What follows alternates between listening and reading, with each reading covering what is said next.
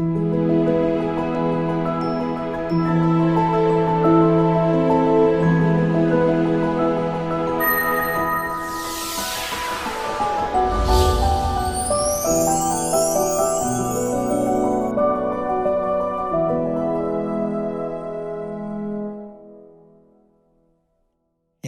하나님의 계명과 구원이라는 주제를 가지고 여러분과 함께 말씀을 살펴보도록 하겠습니다. 하나님의 계명은 우리의 구원과 너무나도 관계가 있고, 또 고린도전서 2장에서 설명하신 바와 같이 눈으로도 보지 못하고 귀로 듣지 못하고 사람의 마음으로도 생각지 못한 그런 영화로운 천국의 어떤 그 생활을 하나님께서 예비하고 계십니다. 우리는 사람인지라 영적 세계를 바라보지 못하다 보니까 보이지 않는 것에 대한 이 감각과 또 지각력은 떨어질 수밖에 없습니다. 이래서 자꾸 이제 하나님께서 허락해 주신 말씀을 통해서 그 성령의 감동으로 말미암아 어느 날은 깊은 감동을 받았다가 또 세상의 것을 바라보는 시간이 훨씬 더 많은 연구로 인해서 지속되지 못하고 한 2, 3일 가면 또 잊어버리고, 이런 것을 이제 계속 지금 반복하고 있는 것 같습니다. 여러분, 이 땅의 것은 정말 잠깐입니다. 아침에 풀잎에 맺혀있던 이슬이 해가 떠오르면 잠깐 있다가 금방 사라지는 것과 같은 그 정도의 어떤 시간밖에 안 되는, 그것이 우리가 살고 있는 인생의 어떤 시간이라는 것을 잊지 마시고 꼭 명심해야 되겠습니다. 그러면 이 짧은 순간과 찰나를 위해서 살 것인가, 아니면 영원을 위해서 살 것인가, 이걸 꼭 생각을 해야죠. 그렇지 않고 이 땅에 살아가는 동안에 어떤 문제가 있을 때 문제를 해결하기 위해서 이렇게만 하나님을 찾는다라고 한다면 신앙의 어떤 좌표를 조금은 수정을 해야 될 것 같습니다. 물론 어려운 일이 있을 때 우리가 간구해서 하나님의 도우심을 바랄 수가 있습니다. 그러나 그런 것이 목적이 되어서는 안 된다는 것입니다. 우리의 그 목표는 하나님께서 예비하신 영원한 천국입니다.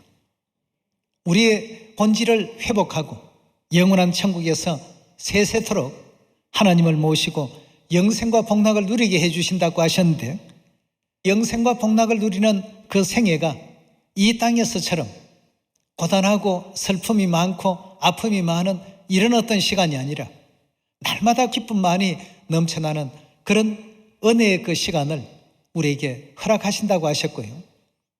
세세토록 산다고 하니까 그러면 똑같은 생활이 반복되면 지루하지 않겠습니까? 지루하지 않습니다. 날마다 새로운 것을 창조해 주신다고 하셨으니까요. 그래서 하나님께서 우리를 위해서 예비하신 그 세계는 지금까지 우리가 상상해왔던 틀 안에 갇혀있는 시간과 공간의 제약을 받는 이런 일들이 아닙니다. 너무나도 놀랍고, 하늘나라에서 가장 우리가 많이 할 수 있는 말이 뭔지 아십니까? 와입니다. 와. 우와. 예. 다른 어떤 행성으로 좀 하나님 모시고 그런 어떤 세계를 구경하기 위해서 가서 보니까 거기도 와, 여기도 와. 여러분, 지금 이 지상에서는 와와할 어떤 그런 공간이 없는 것 같아요. 미국의 그랜드 캐년 계곡이 세상 사람들이 관광을 많이 간다라고 합니다. 근데 이 땅의 것은 한두 번만 가면 말이죠. 제주도도 한두 번 갈 때는 좋은지 몰라도 한 10번 정도 간다. 그 다음 제주도 또 갈까요 하면 별로입니다. 땅의 것은 전부 그렇습니다. 미국 디즈니랜드가 좋다, 또는 그랜드 캐년이 대단하다 등등 이런 얘기들을 참 많이 합니다만, 이 땅의 것은 잠깐은 괜찮을지 모르겠습니다. 그러나 우리 하늘나라는 하나님께서 눈으로 보지 못하고 귀로 듣지 못하고 사람의 마음으로도 생각지 못했다, 우리 상상력에 초월한 그런 어떤 세계에 존재하는 곳이 천국입니다. 그런 영화로운 곳에 우리를 인도하기 위해서 하나님께서 하나님의 계명을 주셨습니다. 너희가 천국에 오기 위해서 이런 것은 반드시 행하면서 살아야 된다라고 알려준 것이 바로 하나님의 계명이죠. 하나님의 계명을 통해서 우리가 또 영원한 천국과 구원에 나아갈 수 있다는 것을 갈라디아 1장을 통해서 확인해 보도록 합시다. 갈라디아서 1장 6절의 말씀 보겠습니다. 그리스도의 은혜로 너희를 부르신 이를 이같이 속히 떠나 다른 복음 쫓는 것을 내가 이상히 여기노라 하고 했습니다. 하나님의 은혜로 부르심을 받은 자들입니다. 근데 하나님을 속히 떠나 다른 복음 쫓는 것을 이상히 여긴다 하고 했어요. 왜냐하면 이 다른 복음을 쫓아가서는, 이걸 배워서는 영원한 천국에 이를 수 없기 때문에 성경은 우리에게 말씀하시기를 다른 복음 쫓는 것을 내가 이상히 여긴다. 7절의 말씀입니다. 다른 복음은 없나니 다만 어떤 사람들이 너희를 요란케 하여 우리 마음을 혼란케 시키고 우리 마음에 뭔가 엉뚱한 것이 들어가게 만들어서 그리스도의 복음을 변하려 함이라고 했습니다. 하나님께서 우리에게 전해주신 소식은 천국 소식이요, 구원의 소식이요, 죄사함의 소식이요, 듣는 것마다 다 기쁨의 말 그대로 복된 소식입니다. 복음 그 자체입니다. 근데 여기에 어떤 사람들이 너희를 요란케 하여 그리스도의 복음을 변하려 함이라고 했습니다. 8절입니다. 그러나 우리나 혹 하늘로부터 온 천사라도 비록 하늘로부터 내려온 아주 찬란한 광명의 천사가 우리에게 전한다 할지라도 우리가 너희에게 전한 복음 외에 다른 복음을 전하면 저주를 받을지어다 하고 했습니다. 여러분, 저주받는다라고 한다면 이 저주는 지옥에서 일어날 일들 아니겠습니까? 하나님의 계명을 벗어나서 다른 복음을 따르게 되고 쫓게 된다라고 한다면 거기에는 반드시 저주가 있을 것이다 하고 했습니다.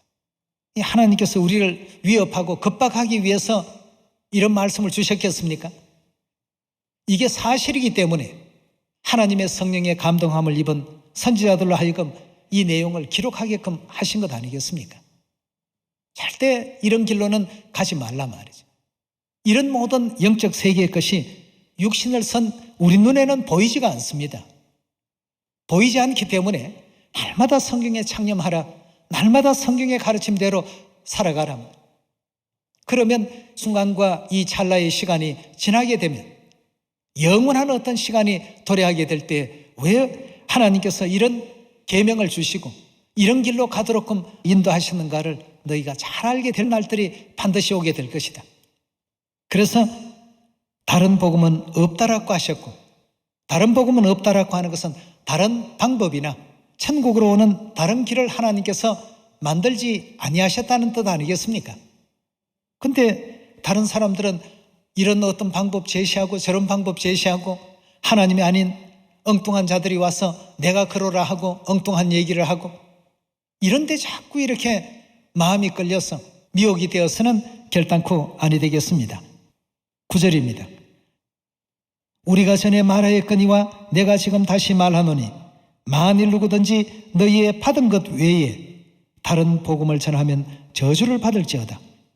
이제 내가 사람들에게 좋게 하랴 하나님께 좋게 하랴 사람들에게 기쁨을 구하랴 내가 지금까지 사람의 기쁨을 구하는 것이었더라면 그리스도의 종이 아니니라 하고 했습니다. 사람들에게 인기를 얻으려고 이와 같은 말을 한 것이라고 한다면 그리스도의 종이 아니라 나는 오직 하나님께로부터 듣고 보고 배운 이 내용만을 너희에게 전한다. 그 뜻 아니겠습니까? 우리에게는 영원한 천국이 있습니다. 하나님께서는 그 영화로운 천국으로 우리를 인도하기 위해서 하늘에서 지었던 지난날의 모든 죄와 허물들을 전부 없이해 주셨습니다. 사해 주시고 죄 가운데 헤매이던 우리의 심령을 건져주시고 구원해 주셨습니다. 그리고 마침내는 천국에 오게 하기 위해서 하나님께서 1년의 법도를 세우셨습니다. 진리의 법도대로 준행하는 사람들만이 하나님을 진정 그 심령 속에 받아들인 사람들이 될 수 있도록끔 1년의 표시를 이제 만든 것이 하나님의 계명이라고 볼 수 있겠습니다. 하나님의 계명이 없는 사람과 있는 사람은 반드시 차이가 있습니다. 우리는 알 수 없지만 천사 세계 멸하는 천사들이 바라볼 때에는 분명히 그 어떤 확연한 표시를 발견해낼 수가 있습니다. 오늘 갈라디아 1장의 말씀을 보니까 다른 복음 쫓는 것을 내가 이상히 여긴다. 왜 하나님께로부터 받은 바 그 진리의 가르침대로 준행하지 아니하고 엉뚱한 것을 이와 같이 행하고 있느냐 말이에요. 우리는 성경 말씀을 볼 때마다 항상 계시록 22장 18절 나오는 그 내용의 말씀을 꼭 기억해야 되겠습니다. 하나님 말씀 외에 더하지도 말라. 하나님 말씀 외에 빼지도 말라. 이 문제를 꼭 우리가 명심을 하시면서 다른 복음을 전하는 그 대상이 비록 하늘로 내려온 광명한 천사라 할지라도 그리스도의 복음 외에 다른 어떤 내용을 전하게 된다면 저주를 다 받게 될 것이라는 것을 거듭 강조하고 있다는 사실을 우리 모두가 또 확인해야 되겠습니다. 자, 그렇다면 초대교회 모든 믿음의 선진들은 이런 어떤 그 신앙을 얼마 정도 마음 가운데 간직했을까? 신약 성경에 나오는 모든 부분들마다 이 문제만큼은 철저하게 초대교회 성도들이 신앙을 지켜갔다는 것을 확인할 수 있습니다. 에베소서 2장 19절의 말씀 보겠습니다. 2장 19절입니다. 그러므로 이제부터 너희가 외인도 아니요 손도 아니요 오직 성도들과 동일한 시민이요 하나님의 권속이라, 즉 다시 말해서 하나님의 가족이라고 했습니다. 하나님의 자녀들이라. 20절입니다. 너희는 사도들과 선지자들의 터 위에 세우심을 입은 자라. 그럼 여기서 선지자라고 한다면 구약의 어떤 선지자들도 있습니다만 신약에도 복음 선지자들이 다 있습니다. 이 무리들에게 에베소서에 등장하는 이 모든 가르침과 교훈을 전하고 있는 것 아니겠습니까? 너희는 사도들과 선지자들의 터 위에 세우심을 입은 자라. 그리스도 예수께서 친히 모퉁이 돌이 되셨느니라. 그의 안에서 건물마다 서로 연결하여 주 안에서 성전이 되어가고 너희도 성령 안에서 하나님의 거하실 처소가 되기 위하여 예수 안에서 함께 지어져 가느니라고 했습니다. 사도들과 선지자들이 행해왔던 모든 복음의 길을 그대로 따라가라는 뜻 아니겠습니까? 그렇다면 오늘날 우리 주위의 모든 교회들을 한번 바라보십시오. 사도들과 선지자들이 행해왔던 그 모든 길들을 따르고 있는 데가 있는가 없는가 말이죠. 하나님의 계명을 통해서 비춰보면 금방 쉽게 이해할 수가 있습니다. 사도들 일요일 예배를 보았습니까? 아니거든요. 사도들 크리스마스 지켰습니까? 아닙니다. 사도들 십자가를 세우고 십자가를 어떤 신앙의 대상으로 여겼습니까? 아니거든요. 그렇다면 사도들과 선지자들은 어떤 진리의 그 길들을 걸어갔을까? 우리가 성경 66권에 기록되어 있는 모든 그 내용들을 바라볼 때마다 쉽게 이렇게 비교가 될 수 있는 부분들입니다. 우리는 지금 안식일 토요일 예배를 드리고 있습니다. 저들은 일요일 예배를 봅니다. 사도들과 선지자들의 그 입장에서 바라보게 된다면 오늘날 어떤 예배가 이루어지는 교회가 사도들의 터 위에 세우심을 입은 교회가 되느냐 이겁니다. 오늘날 일요일 제도는 역사적으로 너무나도 명백하게 나와 있듯이 321년 콘스탄틴 황제의 일요일 휴업령에 의해서부터 비롯되었다는 사실은 너무나도 우리가 잘 알고 있습니다. 오늘날 크리스마스 제도 354년 로마의 어떤 그 축제에서 교회가 타락됨으로 말미암아서 이방 종교 행사 예식을 교회가 끌어왔다는 사실 너무나도 잘 알고 있습니다. 십자가 431년 교회 안으로 들어왔다라고 한다면 그 시기에 살고 있었던 사도가 있습니까? 아무도 없습니다. 마지막 사도였던 사도 요한이 운명하신 그 이후에 모든 것이 지금 세워졌다는 것을 바라보게 될 때 과연 오늘날 교회에서 행하고 있는 그들의 모든 그 규례, 그 법도는 어디로부터 온 것이냐 말이죠. 하나님께로부터 온 것입니까? 아니라고 한다면 갈라디아서 1장에서 저주를 받을지어다 하고 했습니다. 여러분, 굉장히 지금 중요한 대목 아니겠습니까? 자, 이렇게 이제 얘기를 하니까 회방하는 말들이 들어옵니다. 그렇다면 사도시대에 안사홍님이라는 이름이 없었지 않느냐? 그런 가르침이 사도시대에 있었느냐? 또 하늘어머니 가르침은 사도시대에 있었느냐? 여러분, 있었습니까? 없었습니까? 다 있었습니다. 어디에 있었습니까? 예수님께서 사도 요한을 통해서 설명을 해놓으셨지요. 계시록 2장 17절과 3장 12절의 그 말씀을 통해서 예수라는 이름뿐만 아니라 무슨 이름까지 허락하신다고요? 그게 어느 시대에 주신 계시입니까? 사도시대에 사도였던 사도 요한을 통해서 말씀케 하시고 거기에 대한 어떤 깨달음을 위에 있는 예루살렘은 자유자니 우리 어머니라 이미 다 언급해 놓으셨고, 그게 왜 사도들의 가르침이 아니냐 이겁니다. 예수님께로부터 들었던 그 모든 그 가르침들, 성령을 통해서 가르침을 받았던, 직접 친히 가르침을 받았던 그 가르침들이 성경 속에 기록 다 되어 있지 않습니까? 어린 양의 혼인계약이 이르렀고 아내가 예비되었다는 그 내용도 오늘날 우리가 만든 것은 아니지 않습니까? 다 사도시대 때 있었던 내용들입니다. 사도시대 때 있었던 내용들이 오랜 세월 동안 어떻게 되었습니까? 감추어져 왔습니다. 그래서 주께서 오셔서 드러내 주시겠다고 했습니다. 그동안에 사도들과 선지자들의 가르침을 통해서 성경 66권에 다 기록해 놓으시고 다른 사람들은 보아도 보지 못하고 들어도 듣지 못하고 깨닫지도 못하는 상황 속에 있다가 이 땅에 성령 시대에 오셔서 어둠 속에 감추었던 이 모든 진리를 다 어떻게 했습니까? 새 이름도 드러내시고 새 예루살렘 하늘어머니에 대한 진리도 다 드러내시고, 이게 사도시대에 없었다라고 한다면 사도 요한이 어느 시대 사람이냐고 한번 꼭 물어봐 주십시오. 요한계시록은 누가 받은 계시냐고 꼭 물어봐 주십시오. 갈라디아 누가 기록한 말이냐고 꼭 한번 물어봐 주십시오. 오늘날 우리가 적은 내용입니까? 아닙니다. 사도들의 터 위에서 이 모든 것이 존재해 있었습니다. 그러나 성자 시대이기 때문에 사도들과 선지자들은 그 역할만 하게 된 것일 뿐이고 이것을 드러내서 사용하게 되는 때가 어느 시대입니까? 성령 시대에 왔어야 비로소 예수님의 새 이름 그리스도 안사홍님이 등장하게 될 것이고 새 예루살렘 하늘어머니의 진리가 6천년의 끝자락에 공포되는 이런 상황이 오게 되는 것 아니겠습니까? 네. 여러분, 성자 시대에 어디에 여기 안사홍님의 이름이 있느냐 하면 흔들리거나 흐트러지지 마십시오. 사도들과 선지자들은 그 내용을 기록을 했습니다. 그러나 시대가 성자 시대인 연고로 인해서 그 시대 때 구원받는 역할을 한 것뿐입니다.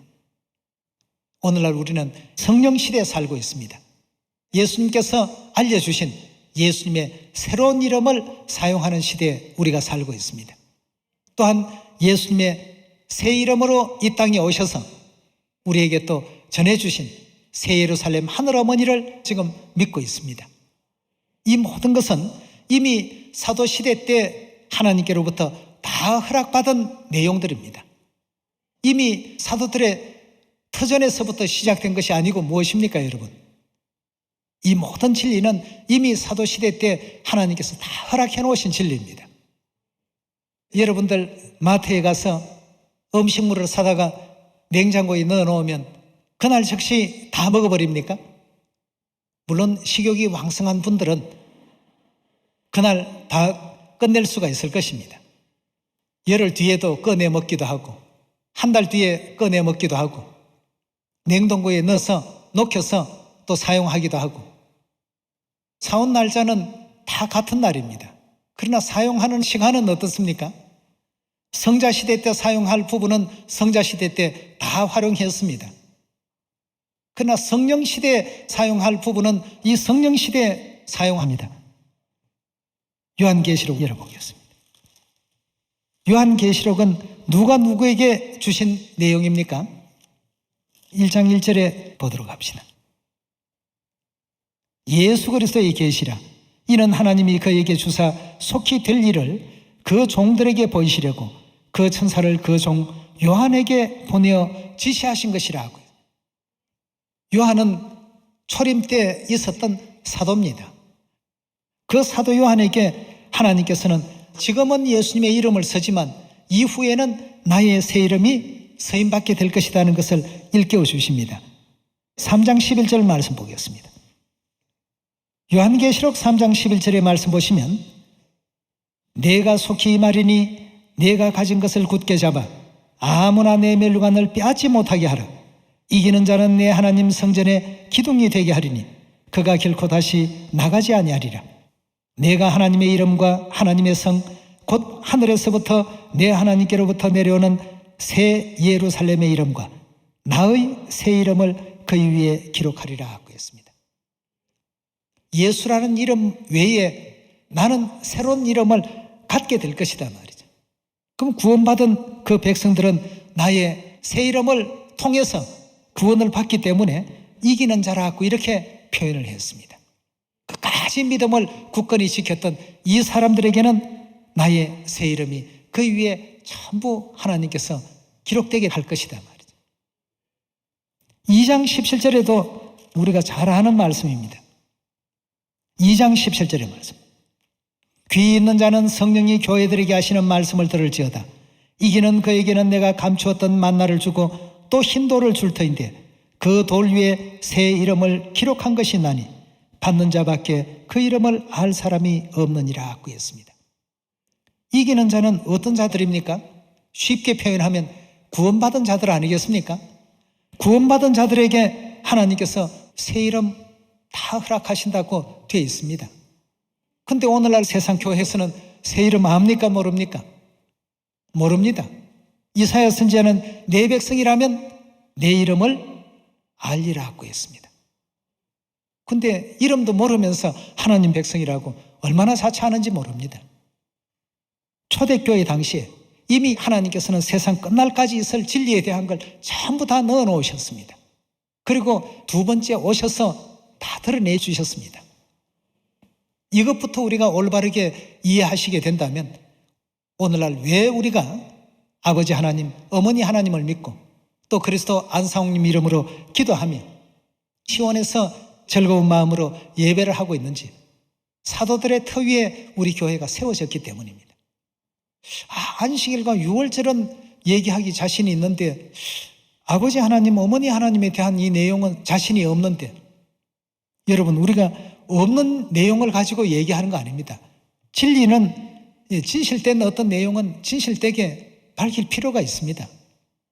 아버지 하나님 분명히 있지 않습니까? 새 이름 이 땅에 오신 그리스도에 대해서 말이죠. 자기를 바라는 자들을 구원에 이르게 하기 위해서 두 번째 오신다고도 말씀을 주셨고 어머니 하나님 있습니까? 없습니까? 요한계시록 19장입니다. 7절 가도록 하겠습니다. 우리가 즐거워하고 크게 기뻐하여 그에게 영광을 돌리세. 어린 양의 혼인 기약이 이르렀고 그 아내가 어떻게 됐다고요? 예비되었다 하고 했습니다. 어린 양은 그리스도라는 사실은 모든 어떤 신학자들도 다 인정하는 바입니다. 그럼 그리스도의 혼인 기약이 이르렀고 그 아내가 준비되었다 하고 했습니다. 그럼 어린 양에게는 반드시 아내가 있다는 뜻 아니겠습니까? 여러분 이 요한계시록이 언제 기록되었습니까? 사도였던 요한에 의해서 기록이 된 내용입니다. 그럼 그 자체가 진리입니다. 아닙니까? 맞습니다. 오늘날 우리가 이 성령시대 이 내용을 기록한 게 아닙니다. 사도들의 터 위에 온전히 서 있는 교회가 우리 하나님의 교회라는 것 자신 있게 이제 얘기 좀 하십시오. 장차 오실 아버지에 대한 말씀과 장차 우리에게 등장하실 예루살렘 하늘 어머니에 대한 말씀 다 이미 사도시대 때 다 해놓으신 진리의 가르침입니다. 6월절 안식일만 사도시대 때 가르침을 주셨고 오늘날 아버지 어머니에 대한 그 가르침이 사도시대에 없었던 것이 절대 아니죠. 내가 갔다가 다시 오겠다. 자기를 바라는 자에게 두 번째 다시 나타나시겠다. 히브리서 9장 27절 28절이 어느 시대 주신 말씀이죠? 다 사도시대 때 주신 말씀 아니겠습니까? 요한계시록 22장 17절의 말씀 보겠습니다. 성령과 신부가 말씀하시기를 오라 하시는도다. 자, 여기 성령과 신부는 좀 전 요한계시록 19장 7절에 보았던 어린 양과 어린 양의 아내입니다. 성령은 삼위로 본다면 아버지 하나님이시요, 아버지 하나님의 신부는 어머니 하나님이십니다. 오라 하시는도다. 듣는 자도 오라 할 것이요, 목마른 자도 올 것이요, 원하는 자는 값없이 생명수를 받으라 하시더라 하고 했습니다. 자, 여기에 지금 신부에 대해서 교회다, 성도들이다, 이렇게 이제 표현을 하고 있는데, 과연 그러한지 요한계시록 21장에서 우리 한번 보도록 합시다. 21장 9절의 말씀 보겠습니다. 일곱 대접을 가지고 마지막 일곱 재앙을 담은 일곱 천사 중 하나가 나와 내게 말하여 가로되, 이리 오라. 내가 신부 곧 어린 양의 아내를 내게 보이리라 하고 성령으로 나를 데리고 크고 높은 산으로 올라가 하나님께로부터 내려오는 무슨 성이라고요? 거룩한 성 예루살렘을 보이더라 하고 했습니다. 자, 성도라고 우리가 가정했을 때, 성도가 하늘에서 내려올 때 거룩한 존재로 내려왔습니까? 죄 지은 죄인들로서 전부 이 땅에 왔지 거룩하게 오지 못했습니다. 그걸 교인들이다 또는 교회다 이런 식으로 붙인다는 것은 너무나도 이 성경의 가르침과 맞지 않습니다. 거룩되지 못하고 정말 죄 많고 죽을 수밖에 없는 그런 몸으로 이 땅까지 쫓겨 내려왔습니다. 어린 양의 아내 신부는 어떻더라고요? 거룩한 존재로서 임하셨더라, 이렇게 표현되어 있지 않습니까? 이 땅에 어린 양의 그 아내 대신, 신부 대신 새 예루살렘 하늘어머니의 출현이 있을 것이다 하고 했습니다.